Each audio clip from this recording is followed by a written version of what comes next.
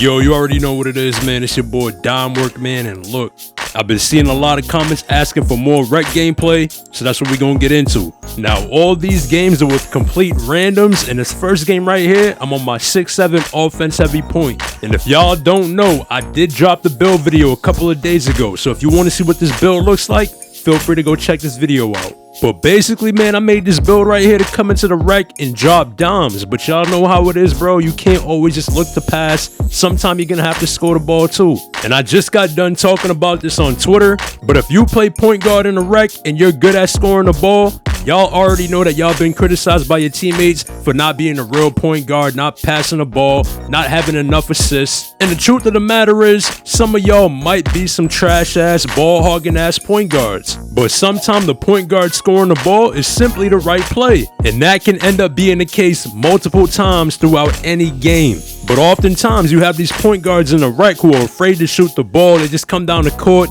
give it up, pass the ball, and they feel like they're doing their job. And then they want to call it being a pass first player, but really they just don't know what they're doing. And yeah, you want to get everybody touches because that's important for keeping everybody engaged and happy and all that. But your main job every time down the floor is to put your team in the best position to score the ball. So yeah, my shooting guard might want to get himself a bucket, but guess what? My 7'3" center, he's being guarded by a 6'9", so guess what I'm gonna do? I'm gonna come down the court, tell him to post that low nigga up, and I'm gonna throw him the ball. And he's probably gonna get us an easy 2 points every time until they start bringing the help. And then once they bring the help, he's gonna be able to throw the pass to the open man, and that's gonna be an easy bucket there too. And this is really as simple as offense can get. You want to identify the mismatches and take advantage of them. And yeah, if you're a scorer and you're not really scoring the ball, it may not be the most fun thing to watch, but you gotta know how to balance fun with winning. And the way I look at it is like this: if we get a good 10 or 12 point lead, then we can try some other shit out, give somebody else the ball, give them a chance to create some offense. Because look, a 10-point lead doesn't mean you won the game, but now you have some room for error. Because I don't believe in fixing shit that ain't broken. And that's why if I'm the point guard and I got the mismatch, I'm coming down the court, I'm taking that screen or going into that ISO, and I'm going to get a bucket. And if that center want to step up on the screen and come guard me, I need my center to roll on time, because he's either going to have an easy ass layup or somebody's going to help off and try to stop the roll pass. And guess what? Somebody else is going to be open, so it's on me to make that read. And that's the other thing I was talking about. In order for the point guard to do his job, everybody else needs to do their job too. So if your man is doubling me and you're not in an open spot on the court, but instead you're standing in the corner allowing one guy to guard two people, then you're basically allowing the defense to do whatever they want to do with no penalty, and there's really no play to be made. So a lot of y'all dudes in the rec, y'all gotta stop worrying about what the point guard is doing and make sure that you're doing what you need to be doing. Because I noticed a trend. It's always the motherfucker with 30 points on his neck that got something to say about what the point guard is doing. You busy worrying about the point guard and you done gave up 30 points. How about you worry about guarding your damn man? I'm just tired of watching the point guards get all the blame when it's the motherfuckers around them that ain't doing their job.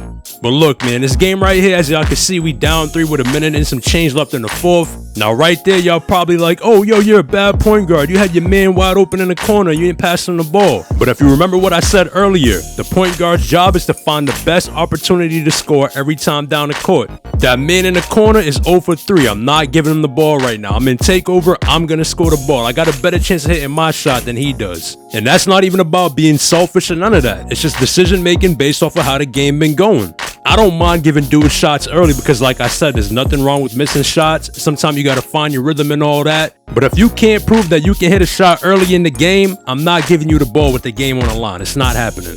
Now look, we down 2 with 6 seconds left in the game, and what y'all are about to see is an example of the power of being a scoring point guard. Now I got damn near 30 and I've barely missed a shot, so you know they don't want me to get a good look at the rim. But 6 seconds is a lot of time, so I catch the ball and I go baseline like I'm about to fade a 3, and what do you know, the whole damn team damn near jumps at me. So they was basically willing to live with anybody but me getting a shot up, and as y'all can see, it costed them. And that's about the easiest look you're gonna get for a game winner, and my man did what he had to do and he knocked it down. And when you're a point guard that can score, you're gonna create very easy looks just like that for your teammates.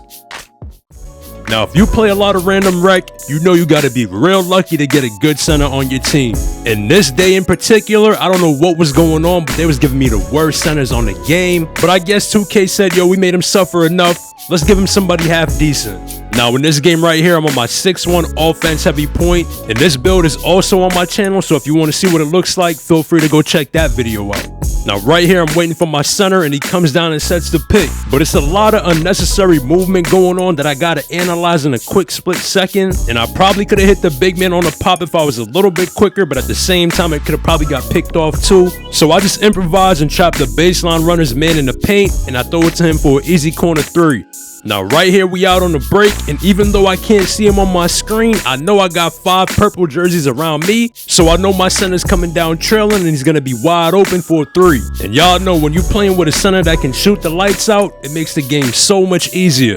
Now right here I just said fuck it, why not try? And I know in past 2Ks that might have been a terrible pass to make, but y'all know the passing lanes have been toned down a little bit in 24, and when I get on a high pass accuracy build, I just start acting a fool.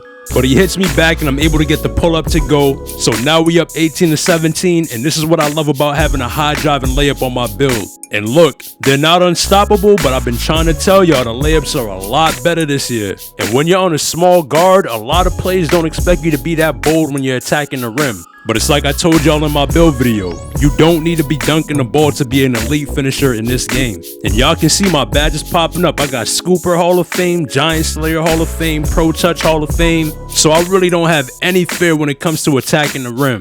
And you would think that I could dunk the ball the way that all these dudes keep collapsing on me every time I drive to the paint. And I don't know if dudes are really going into random rec with a full 5, but this team had all PlayStation players and they were all at least purple or gold. And I noticed they were trying to run some kind of rotations early in the game, so that kind of had my antennas up, but it is what it is. Maybe they were randoms, but they was just all on the mic and talking it out. But I'm gonna get a nice midi pull up to go right here, and that's gonna put us up 1 going into halftime. So even though these dudes ain't all that, in my opinion, it's still a pretty competitive game so far. So third quarter, we down 2. Now I'm gonna bring the ball up the court right here and beat my man. And y'all already know what it is. If I get that step on you and I get into that midi, I'm gonna pull that. And that's why it's really not a smart idea to press me, especially if I'm on a small guard, because 9 times out of 10, you're gonna get beat. So unless somebody steps up for you, it's probably gonna be a bucket. But as y'all can see, man, the center makes a nice play right there, baits the guard into throwing the pass. And our guy was wide open in the corner right there, but I guess he's not confident in his shot, but at least he still gets a 2 out of it.